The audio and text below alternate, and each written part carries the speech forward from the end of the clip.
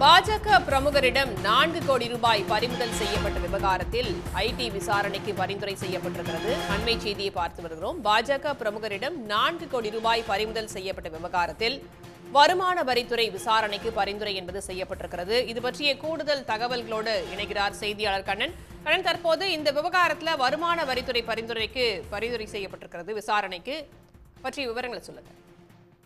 நேற்றைய தினம் தாம்பரம் ரயில் நிலையத்தில் காவல்துறையினர் சோதனை செய்து கொண்டிருந்த போது 4 கோடி ரூபாய் ரொக்கமானது பறிமுதல் செய்யப்பட்டது.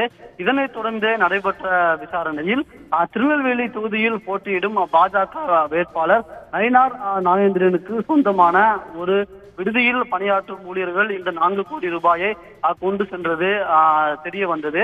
இதனைத் தொடர்ந்து இது தொடர்பான பணம் பறிமுதல் செய்யப்பட்டு சம்பந்தப்பட்ட பறக்கும் படை அதிகாரிகள் கருவூலத்தில் ஒப்படைத்தனர். இந்நிலையில் இது தொடர்பான தகவல் அனைத்தும் வருமான வரித்துறை விசாரணைக்கு அளிக்கப்பட்டுள்ளதாகவும் வருமான வரித்துறை விசாரணைக்கு பரிந்துரை செய்யப்பட்டுள்ளதாகவும் தமிழக தலைமை தேர்தல் அதிகாரி சத்யபிரதா சாஹூ தெரிவித்துள்ளார். அதன்படி பார்த்தால் தேர்தல் நேரத்தில் 10 லட்சம் ரூபாய்க்கு மேல் பணம் பறிமுதல் செய்யப்பட்டால் அது தொடர்பான விசாரணையை வருமான வரித்துறை தான் மேற்கொள்வார்கள். தேர்தல் தொடர்பான விதிகளில் அப்படிதான் உள்ளது.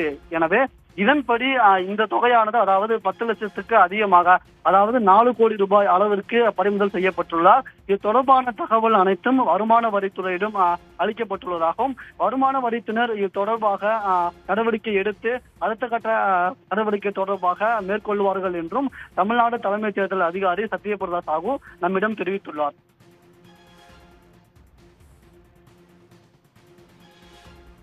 தற்போதைய தகவல்களுக்கு நன்றி கண்ணன். உடனுக்குடன் செய்திகளை தெரிந்து கொள்ள சன் நியூஸ் பெல் ஐகானை கிளிக் பண்ணுங்க.